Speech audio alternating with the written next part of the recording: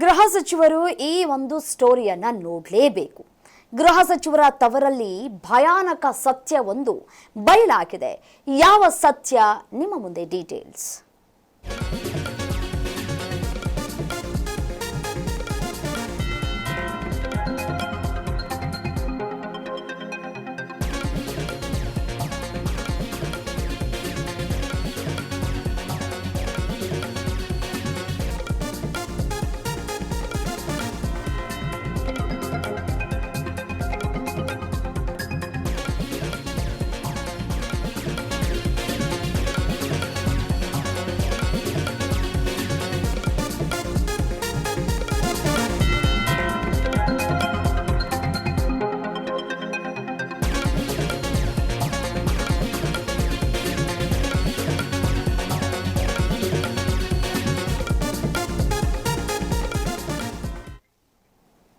ಗೃಹ ಸಚಿವರ ತವರಲ್ಲಿ ಭಯಾನಕ ಸತ್ಯ ಇದೀಗ ಬಯಲಾಗ್ತಾ ಇದೆ.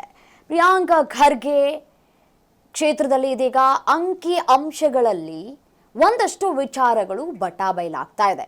ಶಿಕ್ಷಣ, ಉದ್ಯೋಗಕ್ಕಾಗಿ 3.54 ಲಕ್ಷಕ್ಕೂ ಅಧಿಕ ಜನ ವಲಸೆ ಹೋಗ್ತಾ ಇದ್ದಾರೆ. ಎಸ್ಐಆರ್ ಪ್ರಕ್ರಿಯೆಯಲ್ಲಿ ಜಿಲ್ಲೆಯ ಸ್ಫೋಟಕ ಸತ್ಯ ಬೆಳಕಿಗೆ ಬಂದಿದೆ. ಜಿಲ್ಲೆಯಲ್ಲಿ 3.54 ಲಕ್ಷ ಮತದಾರರು ಶಾಶ್ವತವಾಗಿ ಸ್ಥಳಾಂತರ ಆಗಿದ್ದಾರೆ ಅನ್ನೋದು ಗೊತ್ತಾಗ್ತಾ ಇದೆ.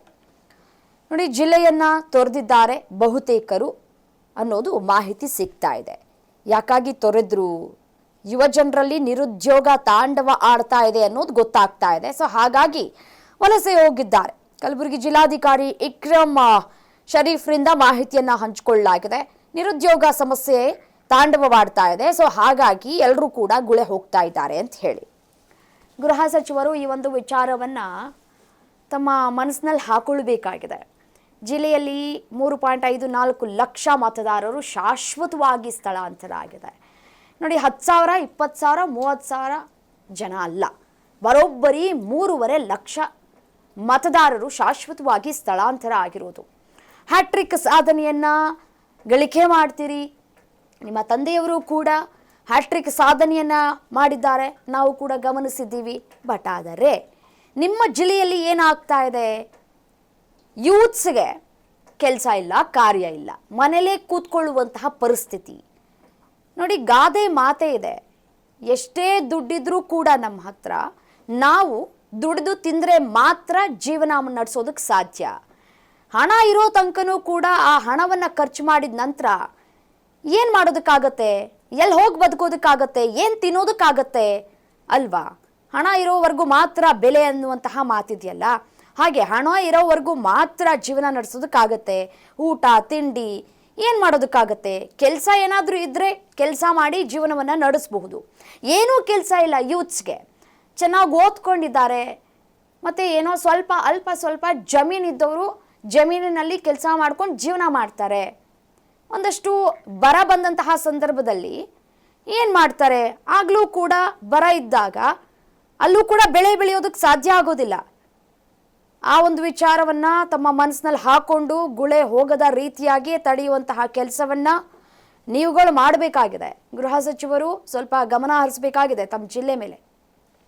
ಸೊ ಅದು ಯಾವ್ಯಾವ ತಾಲೂಕದಲ್ಲಿ ಯಾವ್ಯಾವ ಮತಕ್ಷೇತ್ರದಲ್ಲಿ ಎಷ್ಟು ASDD ಪಟ್ಟಿಯಲ್ಲಿ ಇದೆ ಅನ್ನುವಂಥದ್ದು ನಾನು ಪ್ರತಿದಿನ ಸಂಜೆ 6 ಗಂಟೆಗೆ ಪ್ರೆಸ್ ನೋಟನ್ನು ರಿಲೀಸ್ ಮಾಡ್ತಾ ಇದ್ದೀನಿ.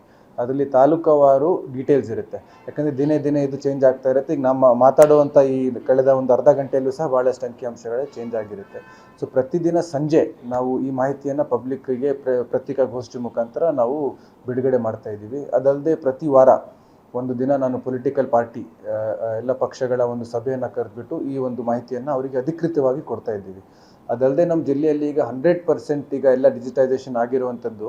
ಸೊ ಪ್ರತಿ ಒಂದು ಕಾನ್ಸ್ಟಿಟ್ಯೂಯೆನ್ಸಿಯಲ್ಲಿ ಏನು ರೆಕಗ್ನೈಸ್ಡ್ ಪೊಲಿಟಿಕಲ್ ಪಾರ್ಟೀಸ್ ಇದ್ದಾವೆ, ನಮ್ಮಲ್ಲಿ 7 ರೆಕಗ್ನೈಸ್ಡ್ ಪೊಲಿಟಿಕಲ್ ಪಾರ್ಟೀಸ್ ಇದ್ದಾವೆ, 9 ಕಾನ್ಸ್ಟಿಟ್ಯೂಯೆನ್ಸೀಸ್ ಇದ್ದಾವೆ. ಸೊ 7 into 9 63 ಎಲೆಕ್ಟೋರಲ್ ಡಿಜಿಟೈಸೇಷನ್ ಏನಾಗಿದೆ, ಅದಾದಮೇಲೆ ASDDಯಲ್ಲಿ ಯಾರ್ಯಾರು ಬಂದಿದ್ದಾರೆ ಅದನ್ನೆಲ್ಲ ಪ್ರಿಂಟ್ ಮಾಡಿ ಅವರಿಗೆ ಒಂದು ಕಾಪಿನೂ ಸಹ ಕೊಟ್ಟಿದ್ದೀವಿ. ತಾವು ಇದನ್ನು ತಮ್ಮ BLA ಮುಖಾಂತರ ಇದನ್ನು ಇನ್ನೊಮ್ಮೆ ವೆರಿಫೈ ಮಾಡಿಸಿ ಸ್ಕ್ರೂಟಿನಿ ಮಾಡಿಸಿ ಇದರಲ್ಲಿ ಏನಾದರೂ ಮಾರ್ಪಾಡುಗಳಿದ್ದರೆ ನಮ್ಮ ಗಮನಕ್ಕೆ ತರಬೇಕು ಅನ್ನುವಂಥದ್ದನ್ನು ನಾವು ಮಾಡಿದ್ದೀವಿ.